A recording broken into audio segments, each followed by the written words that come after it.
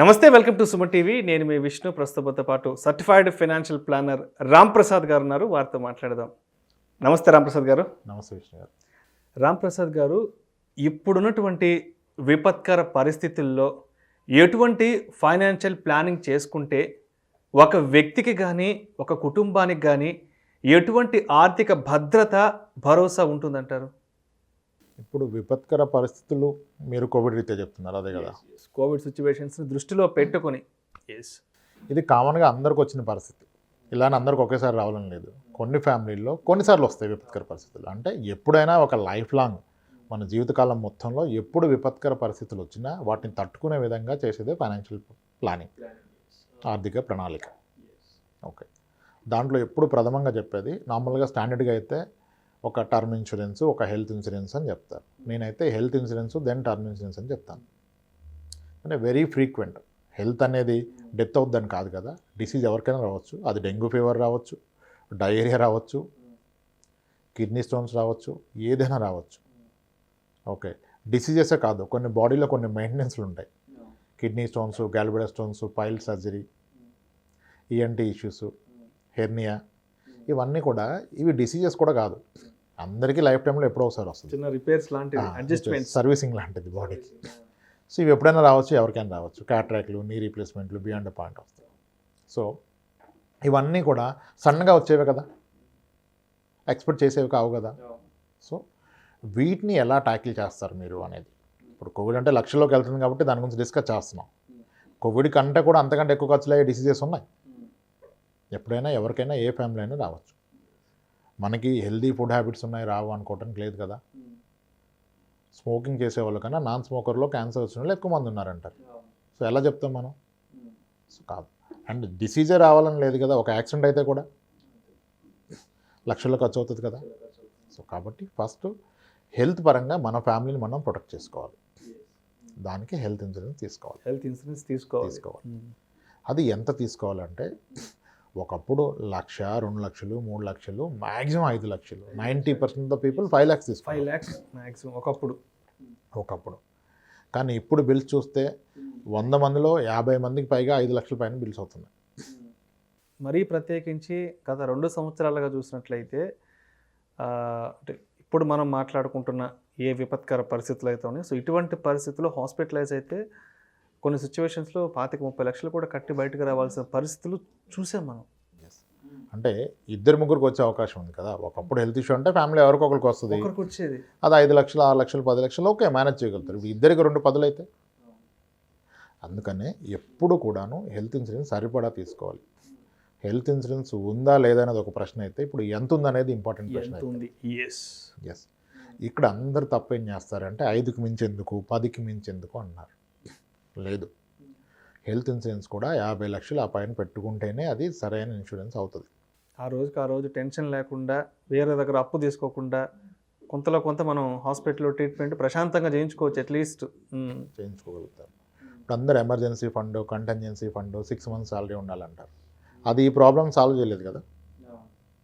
ఇప్పుడు 50,000 సాలరీ ఉంటే 6 నెలల సాలరీ, 6 నెలల ఇన్కమ్ అంటే 3 లక్షలే. కానీ హెల్త్ ప్రాబ్లం వస్తే 30 లక్షలు అవ్వచ్చు కదా. సో మీ కంటింజెన్సీ ఫండ్, ఎమర్జెన్సీ ఫండ్ కన్నా కూడాను health insurance is most important.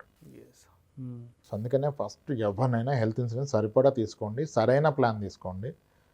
ఎటువంటి రెస్ట్రిక్షన్స్, సబ్లిమిట్స్ లేకుండా, నాన్ మెడికల్ ఎక్స్పెన్సెస్ కవర్ అయ్యే విధంగా, రూమ్ రెంట్ క్యాపింగ్ లేకుండా, కోపేమెంట్ లేకుండా తీసుకోండి. ఎర్లీగా తీసుకోండి. ప్రాబ్లం వచ్చాక హెల్త్ ఇన్సూరెన్స్ కావాలని ఈరోజు లక్షల మంది ఎదురు చూస్తున్నారు. ఎవరికి ప్రాబ్లం వచ్చాక హెల్త్ ఇన్సూరెన్స్ పాలసీ ఇవ్వరు. మరి ఇంకెందుకు పాలసీ అంటారు? ఇంకెందుకండి, మీకు ప్రాబ్లం లేకపోతేనే పాలసీ ఇస్తారు. కార్కి ఏ ప్రాబ్లం లేనప్పుడు ఇన్సూరెన్స్ ఇస్తాడు. ఒకసారి యాక్సిడెంట్ చేసి బంపర్ పోయింది, ఇన్సూరెన్స్ ఇవ్వమంటే బంపర్ కవర్ చేయని అంటాడు. డోర్ ఒక్కటే పోయింది అంటే డోర్ కవర్ చేయని అంటాడు.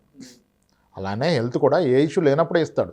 అందరు చేసే తప్పు ఏంటంటే, నాకు హెల్తీగా ఉంటే తీసుకోరు, హెల్త్ ప్రాబ్లం వస్తే కావాలంటారు. అప్పుడు ఎవరు ఇస్తే కండిషన్స్ పెడతారు.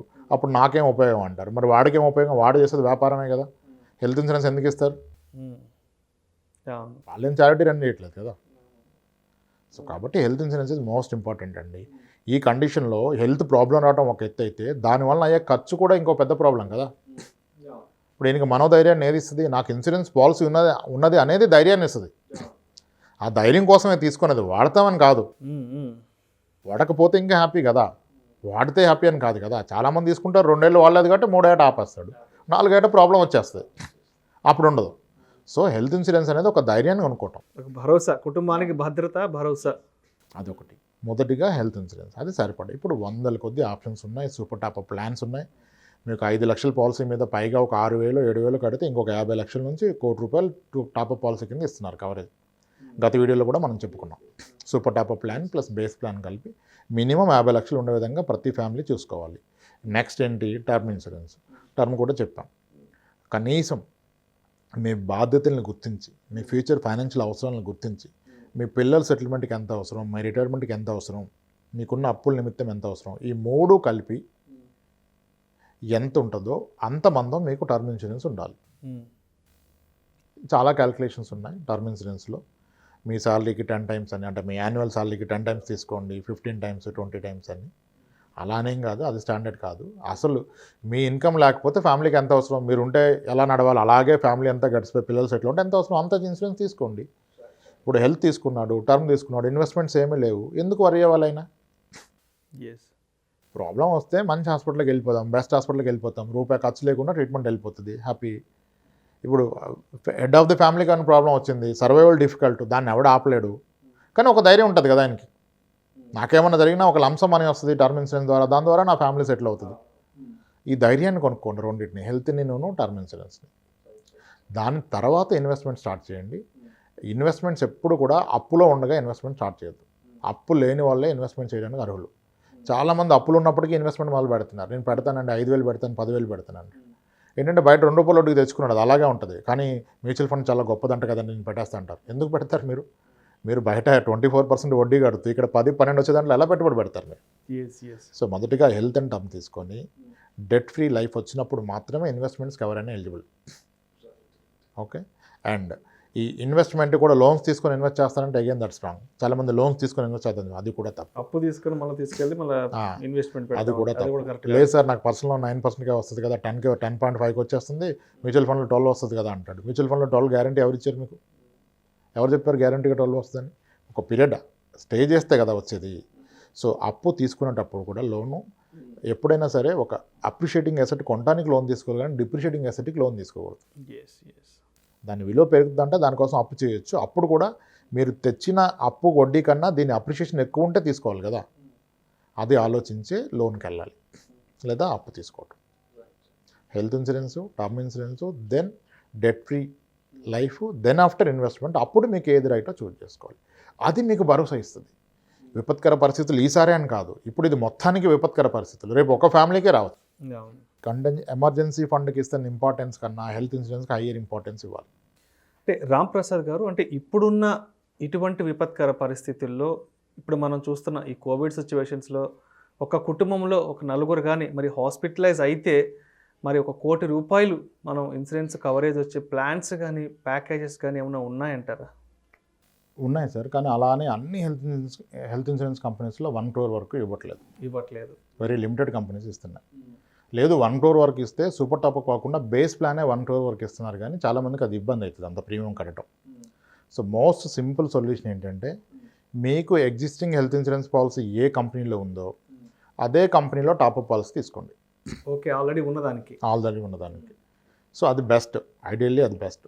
ఎందుకంటే మీకు 5 లక్షల పాలసీ ఉంటే కొన్ని కంపెనీస్ ఏమో 5 మీద 20-25 లక్షలు సూపర్ టాప్అప్ ఇస్తున్నాయి. అంటే ఈ 5 అయిపోయిన పక్షంలో నెక్స్ట్ 20 ఇస్తాడు. ఓకే, సో అక్కడ తీసుకోండి. 5+25, 5+20, 15 అలా ఇస్తున్నారు. 50 వరకు ఇవ్వట్లేదు, వెరీ లిమిటెడ్ కంపెనీస్ ఇస్తున్నాయి. మ్యాక్స్ బూపా వాడు, నీవా బూపా అయింది, వాళ్ళు ఇస్తున్నారు. టాటా ఇస్తున్నారు. ఓకే, వీళ్ళు ఎక్కువ ఇస్తున్నారు. హెచ్డిఎఫ్సి వీళ్ళు తక్కువ ఇస్తున్నారు. కానీ మేము పర్సనల్గా ఎక్స్పీరియన్స్ ఏంటంటే, మీకు బేస్ పాలసీ ఎక్కడ ఉంటే అక్కడే టాప్అప్ తీసుకుంటే రేపటి రోజు క్లెయిమ్ టైంలో ఇబ్బంది ఉండదు. లేని పక్షంలో అప్పుడు ఇబ్బంది పడతారు. ఈజీగా ఉంటుంది. ఎస్, ఎందుకంటే సూపర్ టాప్అప్ మీరు అవైల్ చేసుకోవాలంటే బేస్ పాలసీలో ఎగ్జాస్ట్ టైం చూపించాలి. విత్ ఇన్ ఇన్సూరర్ అయితే పెద్దగా ప్రాబ్లం ఉండదు. ఇప్పుడు ఆ కేసెస్ కూడా చాలా తక్కువ ఎక్స్పీరియన్స్ అయ్యాం. ఇప్పుడు ఎవరికి ఫుల్ ఎక్స్పీరియన్స్ లేదు. అమ్మే టైంలో ఇచ్చేస్తారు, కానీ రేపు క్లెయిమ్ టైంలో ఇబ్బంది పడాల్సి వస్తుంది. So preferably with in same company తీసుకోండి. లేదంటే రెన్యువల్ టైంలో మీరు ఐడెంటిఫై చేయండి ఏ కంపెనీలో బేస్ 5 lakhs అడిషనల్ 50, 1 crore ఇస్తున్నారో చూసుకోండి. మీ ఎగ్జిస్టింగ్ పాలసీని అక్కడికి పోర్ట్ అవుట్ చేసుకోండి. హెల్త్ ఇన్సూరెన్స్లో మనకి పోర్టబిలిటీ ఉంది, అంటే ఇక్కడ సీనియారిటీ అంతా క్యారీ ఫార్వర్డ్ చేస్తూ అక్కడికి వెళ్ళిపోవచ్చు. అటువంటి కంపెనీస్ ఐడెంటిఫై చేసుకుని వెళ్ళిపోండి. కానీ మీ అడ్వైజరు అంటే ఒక ఏజెంట్ ఉండి ఒక కంపెనీ రిప్రజెంట్ చేస్తుంటే అతనితోనే ఉండిపోవద్దు. అతను మంచి వ్యక్తి కావచ్చు, కానీ ఆయన గురించి అని చెప్పేసి మీరు ఇక్కడ సూపర్ టాప్అప్ రావట్లేదని అక్కడ ఉంటే ఇబ్బంది కదా. ఓకే, సో మీరు కాస్త రీసెర్చ్ చేసుకొని ఏది బెటర్ కంపెనీ ఉండి పోర్టబిలిటీ చేసి అలాంగ్ విత్ సూపర్ టాప్అప్ వెళ్ళిపోతే ఒక 1 crore పాలసీ అన్నట్టు ఒక్కసారి మీరు వెళ్ళిపోయారు అనుకోండి 50 lakhs 1 crore కవరేజ్కి, దట్ గివ్స్ యూ కాన్ఫిడెన్స్ కదా. నా ఫ్యామిలీకి 50 లక్షల వరకు కవరేజ్ ఉంది, పర్లేదు బెస్ట్ హాస్పిటల్కి వెళ్దామని. ఇప్పుడు 2 లక్షలు ఉన్న అతను ప్రాబ్లం వస్తే కూడా ఏ హాస్పిటల్కి వెళ్ళాలంటే తక్కువ రేట్లో అయ్యేదానికి వెళ్ళిపోతున్నాడు. అసలు పాలసీ లేని అతను ఏం చేస్తాడు, ఎక్కడ తక్కువలో అయిద్దని చూస్తాడు. పాలసీ ఉన్నోడు ఏం చేస్తారు, ద బెస్ట్ ట్రీట్మెంట్ ఎక్కడ ఉంది, బెస్ట్ డాక్టర్ ఎవరు అంటారు, అంతే కదా. ఇప్పుడు కోవిడ్లో కూడా సిమ్టమ్స్ తక్కువగా ఉండి ఇబ్బందులు లేకపోయినా సరే పాలసీ ఉన్న వాళ్ళు హాస్పిటల్ కానీ ప్రిఫర్ చేస్తున్నారు.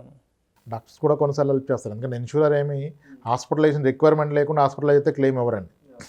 హాస్పిటలైజేషన్ అవసరం అని డాక్టర్ ప్రూవ్ చేయాలి. అంటే వాళ్ళు కూడా ఓకే, హాస్పిటల్స్ కూడా బిజినెస్ ఆబ్వియస్గా, వాళ్ళకి ఎలా ప్రూవ్ చేయాలో వాళ్ళకి తెలుసు. నీకున్న కండిషన్ ఇంకొంచెం క్రిటికల్గా ఉన్నట్టుగా రాసి వాళ్ళు క్లెయిమ్ తెప్పించుకుంటారు, అదంతా సెకండరీ. దానికి అంతా మీకు ప్రైమరీ కావాల్సింది ఏంటి, మీకు ఎలిజిబిలిటీ ఉండాలి కదా policy. End of the day మీకున్న పాలసీతో కంఫర్ట్గా ఉండాల్సింది మీరో మీ ఇన్సూరెన్స్ కంపెనీ అతనో మీ ఏజెంటో కాదు. మీరు వెళ్తే నా హాస్పిటల్ అతను ఈ పాలసీతో కంఫర్ట్గా ఉండాలి. అమ్మయ్య ఇది మంచి కంపెనీ, మంచి పాలసీ ఉంది, మనం ఏది పెట్టినా వస్తుంది అంటే ఆయన వాడుకుంటాడు. రైట్. సో అలా కేర్ తీసుకోండి, దీని మీద టైం స్పెండ్ చేయండి, రీసెర్చ్ చేయండి. ఇన్వెస్ట్మెంట్కి చేస్తున్నంత రీసెర్చ్ ఇన్సూరెన్స్ చేయట్లేదు జనాలు. ఇన్సూరెన్స్లో కూడా మీరు ఖచ్చితంగా కాస్త టైం వెచ్చించి తీసుకోవాలి. ఒకే ఆప్షన్ పట్టుకొని ముందుకు వెళ్ళిపోవద్దు. ఏ కంపెనీ అమ్మేవాళ్ళు ఆ కంపెనీయే బెస్ట్ అని చెప్తారు, సేమ్ యాజ్ రియల్ ఎస్టేట్. ఈ వెంచర్ అమ్మే అతను నా వెంచర్ యావరేజ్ అని చెప్పరు, మాది బెస్ట్ వెంచర్ అనే చెప్తారు. అలానే ఇన్సూరెన్స్ కానీ మ్యూచువల్ ఫండ్ కానీ ఎవరైనా అలాగే చేస్తారు. మీరు కాస్త రీసెర్చ్ చేసి ఏది బెటర్, మీకు ఏది రైట్ అనేది చూజ్ చేసుకొని వెళ్ళండి. మీరు వెళ్తున్న హాస్పిటల్ కూడా కన్సల్ట్ చేయాలి. మీరు హాస్పిటల్ అతను ఒక సజెషన్ అడగొచ్చు, సార్ ఏ కంపెనీ బాగుంటుందని ఆయన చెప్తారు, అది తీసుకోండి ఖచ్చితంగా. ద బెస్ట్ జడ్జ్ ఎవరంటే మీరు వెళ్తున్న హాస్పిటల్లో జడ్జ్ చేయాలి, మీకు ఏ కంపెనీ కావాలో అది చూసుకోండి. అండ్ హైయెస్ట్ కవరేజ్ అనేది మీరు చూడాలి, హాస్పిటల్ అయినా చూడు ఎక్కడ హైయెస్ట్ ఇస్తున్నారు, అలా చూజ్ చేసుకుంటే ఇబ్బంది ఉండదు. ఇంకా thank you so much Ramprasad గారు. ఇప్పుడున్న విపత్కర పరిస్థితుల్లో ఎటువంటి ఫైనాన్షియల్ ప్లానింగ్ ద్వారా ఒక వ్యక్తి కానీ ఒక కుటుంబం కానీ ఆర్థిక భరోసాను, ఆర్థిక భద్రతను ఏ విధంగా ఏర్పాటు చేసుకోవాలనే అంశం గురించి ప్రేక్షకులకు మీ విశ్లేషణ ద్వారా చాలా అద్భుతంగా వివరించారు. Thank you so much sir. Thanks అండి విష్ణు గారు.